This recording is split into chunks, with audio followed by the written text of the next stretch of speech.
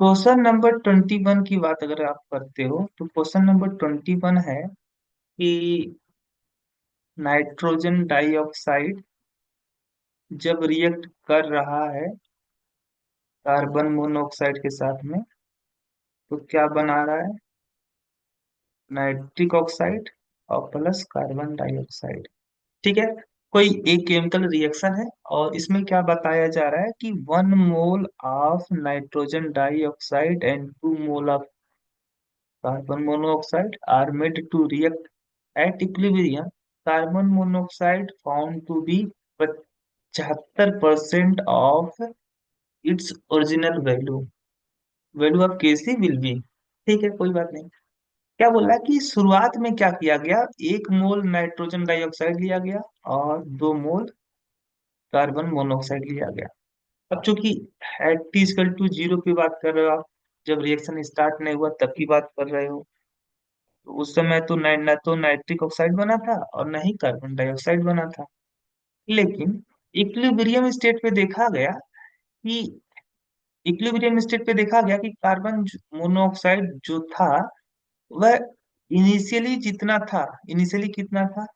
Initially 2 मोल था। तो 2 मोल का 75% क्या? 75% यानी 150/100 यानी 1.5। 1.5 मोल जो था कार्बन मोनोऑक्साइड वो खर्च हो चुका था। At equilibrium carbon monoxide found to be 75% of its original value. है ना? यानी बचा बचा कितना था? एक 2 मोल का 75% यानी 1.5 मोल बचा। ठीक है। At t equal to equilibrium, t equal to t equilibrium. Equilibrium पे देखा गया कि कार्बन मोनोऑक्साइड अपने इनिशियल वैल्यू का 75% बचा था। यानी खर्च कितना हुआ? तो खर्च हो गया आपका 0.2 मोल खर्च हो गया। तो जब 0.2 मोल खर्च हुआ है, ये इसका देखो, इसका 1 मोल खर्च हो रहा है, इसका 1 मोल खर्च हो रहा है। सेम तरीके से जब 0.5 मोल आपका कार्बन मोनोऑक्साइड खर्च हुआ तो इसका भी तो 0.5 मोल खर्च हुआ होगा। और ये कितना बनेगा? 0.5 मोल। और ये भी कितना बनेगा? 0.5 मोल। कि 1 mole nitrogen dioxide, 1 mole carbon monoxide जब आपस में रिएक्ट करते हैं तो बनता है 1 मोल नाइट्रिक ऑक्साइड और 1 मोल कार्बन डाइऑक्साइड। ठीक है। तो यहाँ पे आपका कितना बचा? 0.5, 1.5, 0.5 और 0.5। इक्विलिब्रियम कांस्टेंट की वैल्यू देखोगे तो concentration of nitric oxide, concentration of carbon dioxide divide by concentration of nitrogen dioxide और concentration of carbon monoxide. Nitric oxide की क्वांटिटी है 0.5 मोल। है ना? और इसकी कितना है concentration? 0.5 divide by concentration of nitric oxide कितना है? 0.5 और ये है आपका 1.5। यहाँ से कैंसिल हो गया। आपका 5/15 आया। 1/3, 1/3 का मतलब क्या हुआ आपका? करेक्ट आंसर होगा 1/3। तो क्या आंसर मैच कर रहा है? यस, करेक्ट आंसर मैच कर रहा है। आंसर होगा आपका बी वाला। चलिए अगला क्वेश्चन है, क्वेश्चन नंबर 22 की at initial pressure the initial pressure for the dissociation reaction. अब डिसोसिएशन रिएक्शन में क्या है कि कोई आपका गैस है, डायटोमिक गैस A2, और ये डिसोसिएट होकर के एटम में चेंज हो रहा है to a gases state. Initially pressure initially the initial pressure for the dissociation is 1 atm। यानी शुरुआत में मान लो कि शुरुआत में तो आपका केवल A2 था, ए तो था नहीं। तो at t equal to zero पे बात करते हैं। मान लो कि इनिशियल प्रेशर था Pi। इनिशियल प्रेशर कितना था? Pi। ओके। और क्योंकि ए तो बना नहीं था तो इसका ए का कोई भी प्रेशर नहीं एग्जिस्ट कर रहा था इनिशियली। लेकिन at P equal to P equilibrium की बात करते हो अगर आप, तो पी आई माइनस, मान लो कि प्रेशर घट करके, क्योंकि कुछ ना कुछ ए टू तो रिएक्ट किया होगा, डिसोसिएट हुआ होगा, यानी ए टू की मात्रा घट जाएगी। ए टू की मात्रा घट जाएगी तो ए का प्रेशर भी घट जाएगा, ए टू का प्रेशर भी घट जाएगा। तो मान लो प्रेशर घट करके, मान लो कितना प्रेशर घट गया, मान लो पी प्रेशर घट गया, तो अगर इसका पी प्रेशर घटता तो इसका कितना बनेगा, टू पी बनेगा। क्योंकि जो कि चूंकि ए की जो क्वांटिटी है वह ए की ए टू की तुलना में 2 गुना बन रहा है। सेम तरीके से अगर पी प्रेशर यहाँ पे घटेगा तो यहाँ पे टू पी प्रेशर बढ़ेगा, है ना। देखा क्या गया, and 1 atm and increased by 20% when the reaction reached at the equilibrium state, kp for the reaction। अब चूंकि अगर आप बात करते हो टोटल प्रेशर की बात करते तो टोटल प्रेशर इक्वल टू होगा P I minus P, pressure of A two plus pressure of A, तो आपका 2T, ये है आपका टोटल प्रेशर एट इक्विलिब्रियम, है ना। पी आई की वैल्यू कितना दिया था, 1 atm, तो 1 atm minus P plus 2P, यानी 1 प्लस पी आ जाएगा आपका।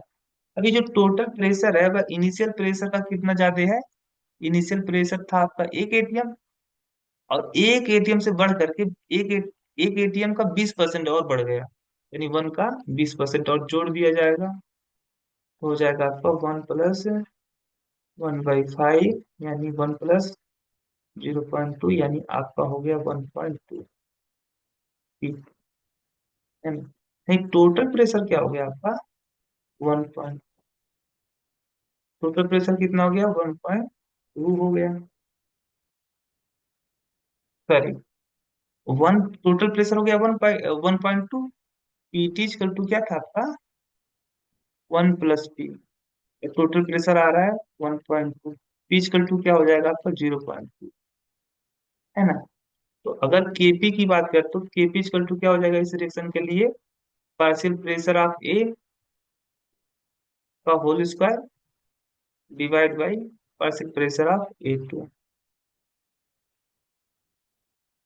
तो पार्शियल प्रेशर ऑफ ए कितना है, पार्शियल प्रेशर ऑफ ए है 2P, 2P का मतलब 2 × 0.2 का whole square divide by partial pressure of A कितना है, पार्शियल प्रेशर ऑफ ए है 1 - पी, पी की वैल्यू कितनी है भाई, 0.2 है ना, हाँ 0.2 है। तो आपका हो गया, आपका ये कितना हो जाएगा, 0.4 का होल स्क्वायर डिवाइड बाई 0.8, ये हो गया 0.4 × 0.4 डिवाइड बाई 0.8, ये दो आ गया आपका, तो इसलिए यहाँ पे 0.2, करेक्ट आंसर होगा 0.2, 22 का करेक्ट आंसर होगा बी वाला।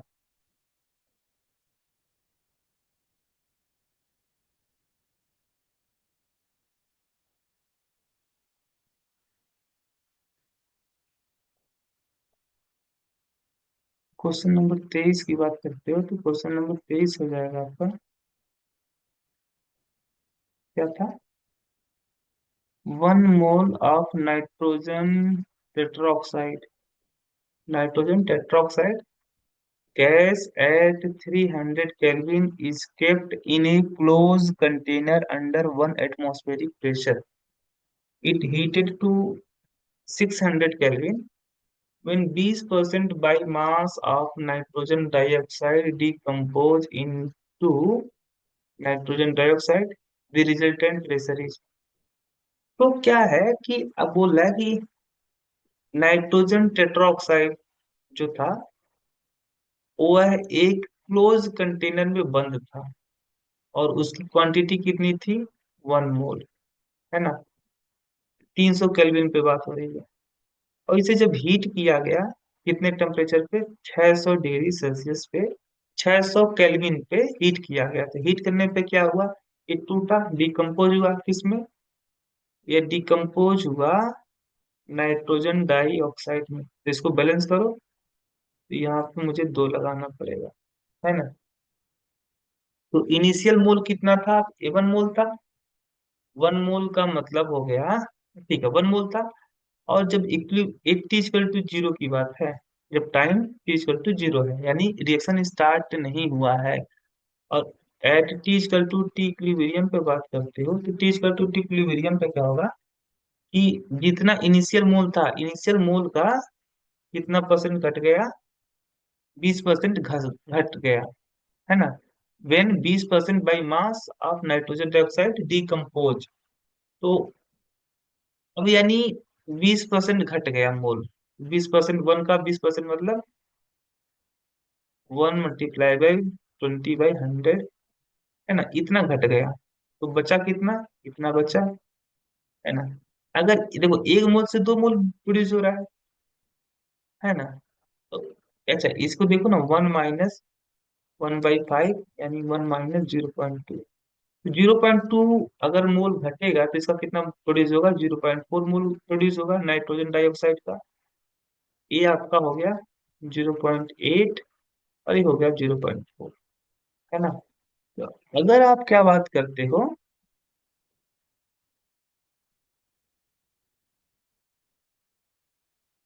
रिजल्टेंट प्रेशर, तो रिजल्टेंट प्रेशर देखो ना, दोनों का प्रेशर जोड़ देखो। अच्छा, हम एक चीज जानते हैं। क्या जानते हैं? हमें पता है PV equal to nRT। nRT, pressure are inversely, pressure will be directly proportional to number of mole, यानी नंबर ऑफ मोल बढ़ेगा तो प्रेशर भी बढ़ेगा। क्योंकि यहाँ पे देख रहे हो, तो नंबर ऑफ मोल, पहले 1 मोल था, अब कितने मोल हो गए? 1.2 मोल हो गए, यानी प्रेशर भी बढ़ जाएगा। प्रेशर कितना होगा आपका? तो अगर मैं देखूं, अगर वॉल्यूम कांस्टेंट है, आर कांस्टेंट है, टी कांस्टेंट है, ये सब कांस्टेंट है, तो P1/N1 equal to P2/N2। P1 की वैल्यू 1 atm है, नंबर ऑफ मोल इनिशियली कितना था? 1 मोल। P2 की वैल्यू मुझे निकालनी है, N2 की वैल्यू कितनी है? 1.2, यानी P2 इक्वल टू हो जाएगा 1.2, यानी टोटल प्रेशर आपका जो आएगा बाद में, वो कितना आएगा? 1. Question number 24। क्वेश्चन नंबर 24 है कि when two reactant A and B are mix to give products C and D, यानी ए और बी, ये दोनों रिएक्टेंट हैं। दोनों रिएक्टेंट जो है, जब इनको मिक्स किया जाता है, तो ये दोनों रिएक्ट करके क्या बना रहा है? सी एंड डी बना, सी एंड डी बना रहा है। तो the reaction quotient Q at the initial stage of the reaction, है ना?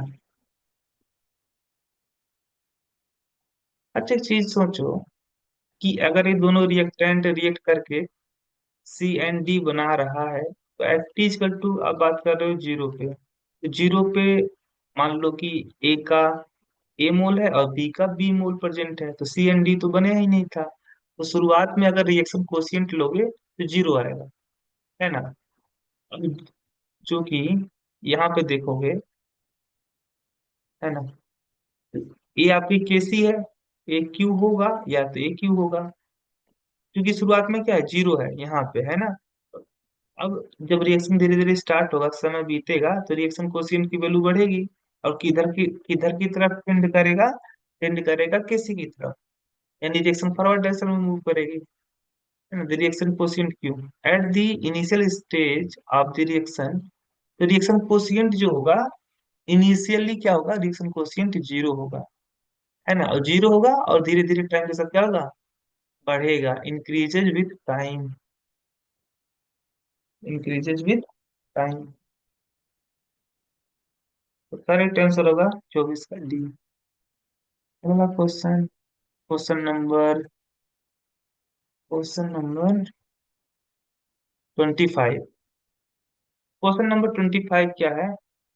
पहले रिएक्शन में है N2 + 3H2, बना रहा है 2NH3, और इसके लिए इक्विलिब्रियम कांस्टेंट की वैल्यू दी गई है K1, और दूसरा है N2 + O2, क्या बना रहा है? टू नाइट्रिक ऑक्साइड बना रहा है। तो इसके लिए इक्विलिब्रियम कांस्टेंट की वैल्यू दी गई है K2। और तीसरा है H2 + ½ O2, क्या बना रहा है? H2O।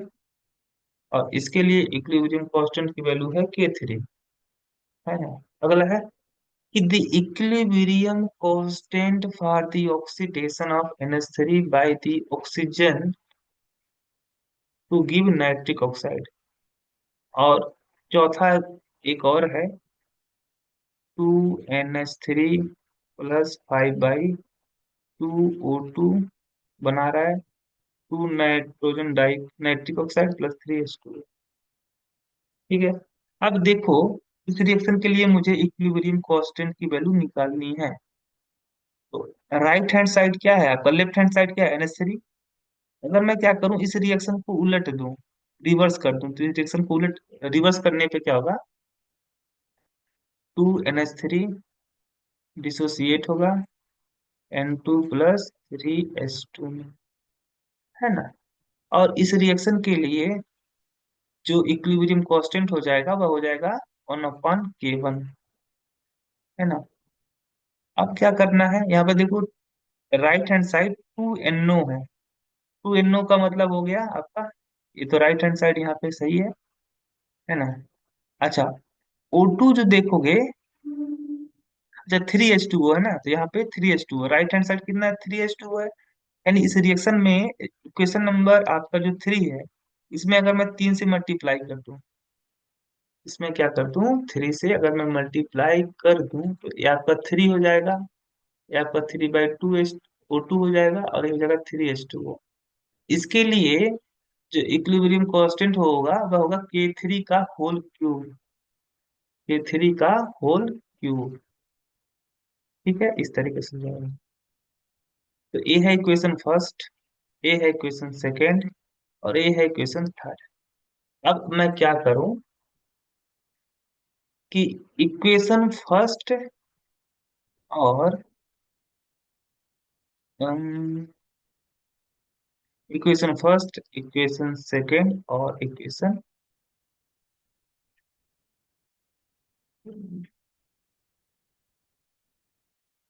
हाँ कोई नहीं जोड़ देते हैं। इक्वेशन फर्स्ट, सेकेंड और थर्ड तीनों को जोड़ दूं, तो जो जोड़ने पे क्या होगा, देखो, 2NH3, इधर 2NH3 + 3H2O +3/2O2 और +2NH3, और राइट हैंड साइड क्या होगा? N2 + 3H2, है ना, 3H2, और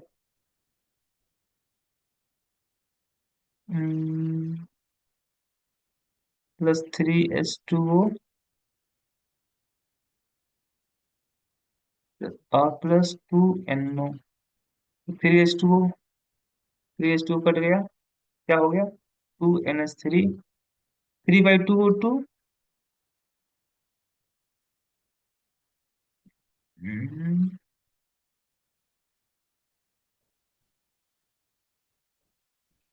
अरे इक्वेशन सेकंड तो ये था ना जी, 2NH3 + N2, 2NH3 + N2। एक मिनट, यहाँ पे मुझे करेक्शन करना पड़ेगा।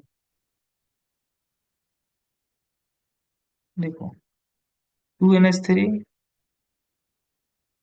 + N2 + O2 +3H2 +3/2O2, और आपका बन जा रहा है N2 + 3H2 +2NO और +3H2, है ना। तो यहाँ पे 3H2 कट गया, N2 N2 कट गया।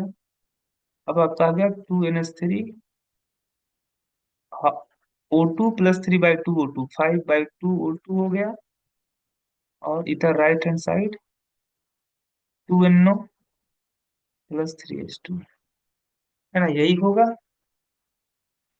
है ना।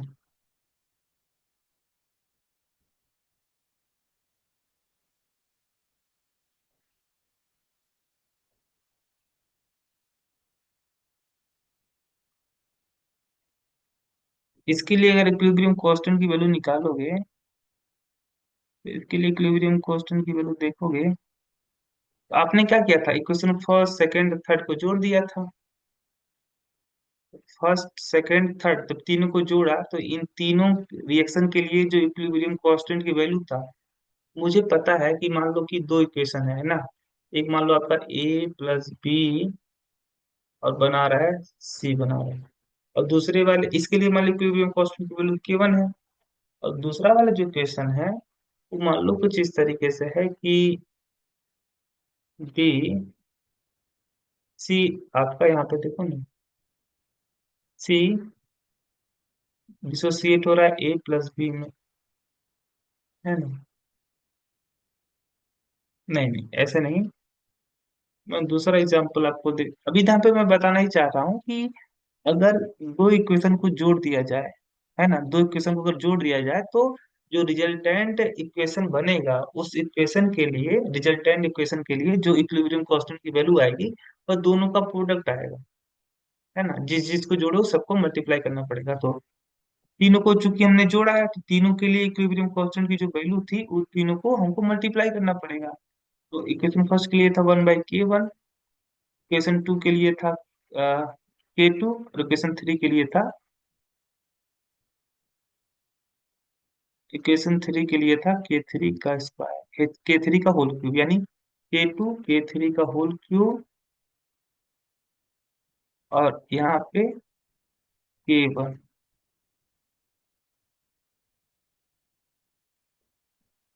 k2 k3 का होल क्यूब और k1,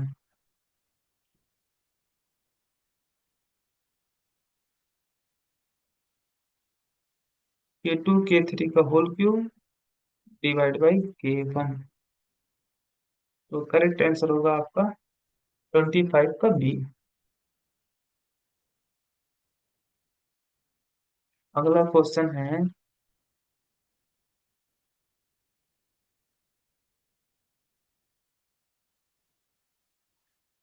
क्वेश्चन नंबर 26, कुछ इस तरीके से है कि N2 + 3H2 बन रहा है 2NH3, which is correct statement if N2 is added at equilibrium condition, है ना। अच्छा, कोई भी रिएक्शन अगर इक्विलिब्रियम पे है तो एट इक्विलिब्रियम पे क्या होता है, डेल्टा जी की वैल्यू क्या होती है, जीरो होती है, यानी change in Gibbs free energy की वैल्यू अगर जीरो आ रही है तो वो प्रोसेस कैसा होगा, इक्विलिब्रियम स्टेट में होगा, है ना। यानी इक्विलिब्रियम रिएक्शन के लिए डेल्टा जी की वैल्यू कितनी आती है, जीरो आती है।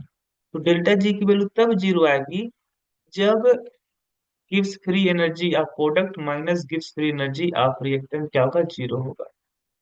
तो प्रोडक्ट क्या है आपका, NH3 है, NH3, तो gives free energy of NH3, है ना, चूंकि कितना है आपका 2 मोल है तो 2 इंटू गिव्स free energy of ammonia is equal to किसके होना चाहिए, गिव्स free energy of N2 plus गिव्स फ्री एनर्जी ऑफ H2 का यहाँ पे 3 से मल्टीप्लाई करना पड़ेगा। अगर एक कंडीशन बनता है तो ऐसे कंडीशन में क्या है, gives free energy of product equal two gives free energy of reactant, तब आएगा delta G equal to zero. और जब डेल्टा जी की वैल्यू जीरो आएगी तो जो रिवर्सिबल रिएक्शन होगा, है ना, वो किस स्टेट में होगा, इक्विलिब्रियम स्टेट में होगा। तो यहाँ पे है the condition for the equilibrium, Gn2 + 3 GH2 equal to 2GNH3, where G is the Gibbs free energy per mole of the gaseous species measured at the partial pressure. The condition of equilibrium is unaffected by the use of catalyst, which increase the rate of both forward and backward direction to the same extent. बात सही है। किसी भी reaction, कोई भी reaction equilibrium state पे तब होगा जब gives free energy of product will be equal two gives free energy of reactant, यानी एक कंडीशन फॉलो होगा फॉर दिस रिएक्शन। और यहाँ पे जो कैटलिस्ट होता है वह कैटलिस्ट क्या करता है, कैटलिस्ट क्या करता है, इक्विलिब्रियम स्टेट को अफेक्ट नहीं करता है। यानी इक्विलिब्रियम जो था, जो इक्विलिब्रियम कांस्टेंट की वैल्यू होगी उसमें कोई भी तब्दीली नहीं करेगा। बस एक काम करेगा कि जितना तेजी से फॉरवर्ड रिएक्शन आपका, रिएक्शन थोड़ा सा जल्दी इक्विलिब्रियम स्टेट में आ जाएगा बाय यूजिंग कैटलिस्ट, क्योंकि जितना तेजी से वह फॉरवर्ड रिएक्शन को बढ़ाएगा उतना ही तेजी से बैकवर्ड रिएक्शन के रेट को भी बढ़ाएगा। है ना, तो करेक्ट आंसर होगा 26 का बी। अगला क्वेश्चन है क्वेश्चन नंबर 27। क्वेश्चन नंबर 27 है कि ए सिस्टमेटिक प्लॉट ऑफ के equilibrium versus inverse of temperature for the reaction is shown below. अच्छा ठीक है, कोई नहीं। एक प्लॉट दिया गया है, उस प्लॉट में जो ग्राफ खींचा गया है वह के equilibrium versus inverse of temperature, के इक्विलिब्रियम और इनवर्स इनवर्स ऑफ टेम्परेचर, इन दोनों के बीच में प्लॉट खींचा गया है। और इस ग्राफ को देख करके मुझे पता करना है कि रिएक्शन एक्सोथर्मिक है कि इंडोथर्मिक है।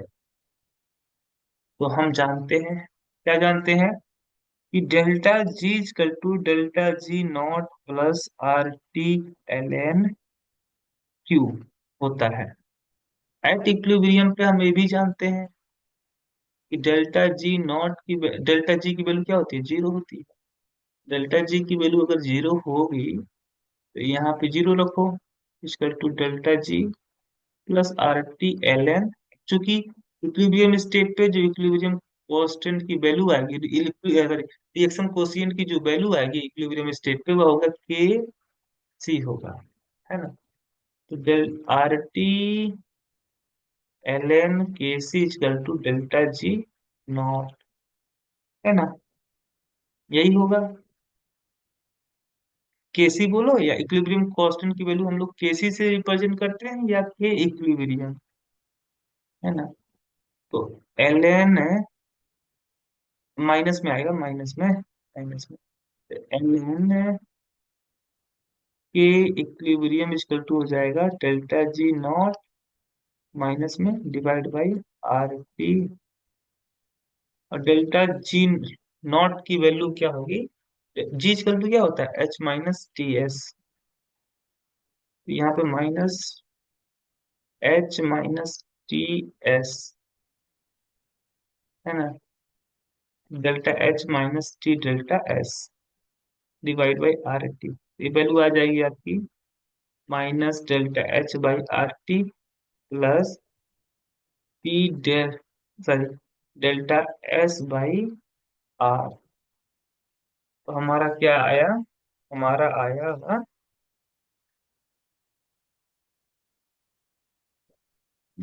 हमारा आ गया एल एन के equilibrium equal to minus delta H by R into one by P plus delta S by R. L N के इक्विलिब्रियम की देखो, ये है आपका वाई और वन बाई टी क्या है, एक्स है। अगर मैं इस इक्वेशन को y equal to M X plus C से अगर मैं कंपेयर करूं, तो जो स्लोप आएगा वह स्लोप होगा minus delta H by R. है ना, और क्योंकि इस एक्स एक्सिस पे वन बाई टी है और वाई एक्सिस पे क्या है, एल एन क्यू। तो स्लोप कैसा आना चाहिए था, स्लोप देखो, स्लोप इक्वल टू हो जाएगा आपका minus delta H by R. अगर एच डेल्टा एच की वैल्यू पॉजिटिव हुई तो स्लोप आएगा निगेटिव, और अगर डेल्टा एच की वैल्यू निगेटिव हुई तो स्लोप कैसा आएगा, पॉजिटिव आएगा, स्लोप आएगा पॉजिटिव। है ना, और डेल्टा एच की वैल्यू निगेटिव तब आएगी जब रिएक्शन कैसा होगा, एक्सोथर्मिक होगा। क्योंकि स्लोप कैसा आ रहा है, स्लोप तो पॉजिटिव आ रहा है, इसका मतलब डेल्टा एच की वैल्यू क्या होगी, निगेटिव होगी। तो निगेटिव तब होगी जब रिएक्शन एक्सोथर्मिक होगा। 27 का करेक्ट आंसर होगा ए। अगला क्वेश्चन है कि for the chemical equilibrium this delta H R can be determined from which of the following plot. अभी मैंने देखा कि क्या था कि एल एन के equilibrium equal to minus delta H by R into one by T plus आपका क्या था,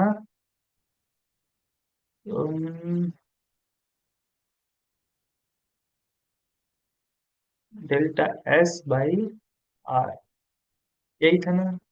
हाँ हाँ यही था। ठीक है।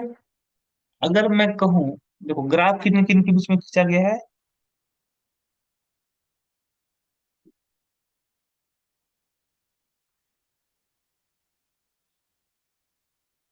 अच्छा, इक्विलिब्रियम कांस्टेंट की वैल्यू इस रिएक्शन के लिए क्या होगा, इक्विलिब्रियम कांस्टेंट की वैल्यू इस रिएक्शन के लिए होगा पार्शियल प्रेशर ऑफ CO2।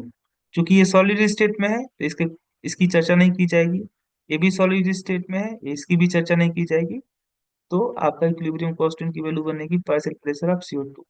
आप इसको ऐसे भी लिख सकते हो कि equilibrium equal to partial pressure of CO2 divide by P nought, where P nought is standard pressure.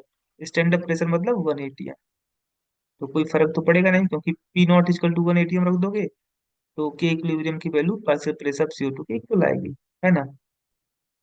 तो यहाँ पे मैं लिख सकता हूँ L N partial pressure of CO2 by P nought equal to minus delta H by R into one by P plus delta S by R, है ना। अब चूंकि एल को अगर लॉग में मैं चेंज करूंगा तो हो जाएगा 2.303 log partial pressure of CO2 by P nought equal to minus delta H by R into one by P equal plus delta S by R, है ना।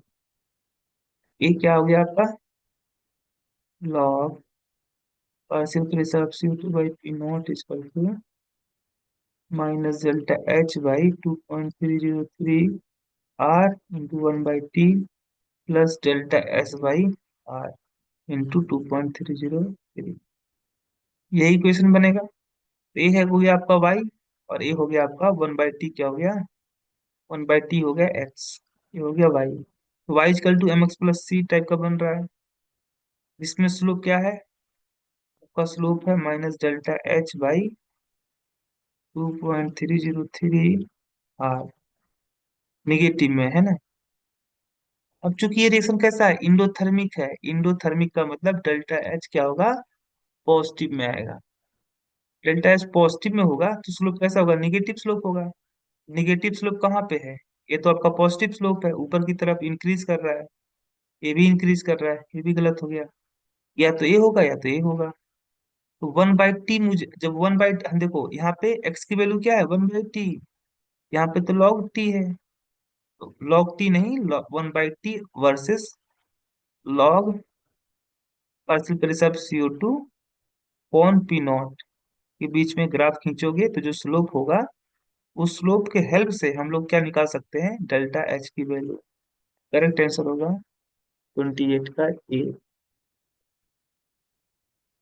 अगला क्वेश्चन है क्वेश्चन नंबर 29। वो क्वेश्चन नंबर 29 क्या है कि the reaction quotient for the reaction will proceed from right to left when. ओ, अच्छा, ये कोई आपका दिया गया है रिएक्शन। इस रिएक्शन में कह रहा है कि रिएक्शन कब तुम्हारा जो होगा वह राइट टू लेफ्ट की तरफ मूव करेगा, यानी ए राइट है ए लेफ्ट है। तो राइट, ए राइट है ए लेफ्ट है, तो राइट टू लेफ्ट का मतलब, राइट टू लेफ्ट मूव करने का मतलब हुआ इन backward direction, backward direction. Backward direction में तब मूव करेगा, यहाँ पे मान लो केसी है, ये क्यू है, ये क्यू है। जब क्यू की वैल्यू ज्यादा होगी इन कंपेयर टू केसी, तब रिएक्शन बैकवर्ड डायरेक्शन में मूव करेगा। जब क्यू की वैल्यू, रिएक्शन कोएफिशिएंट की वैल्यू इक्विलिब्रियम कांस्टेंट की वैल्यू से ज्यादा होगी, यानी करेक्ट आंसर इज सी। अगला क्वेश्चन है, if concentration of hydroxide ion in the reaction is this is decreases by 1 by 4 times, then equilibrium concentration of ferric ion will be increased by।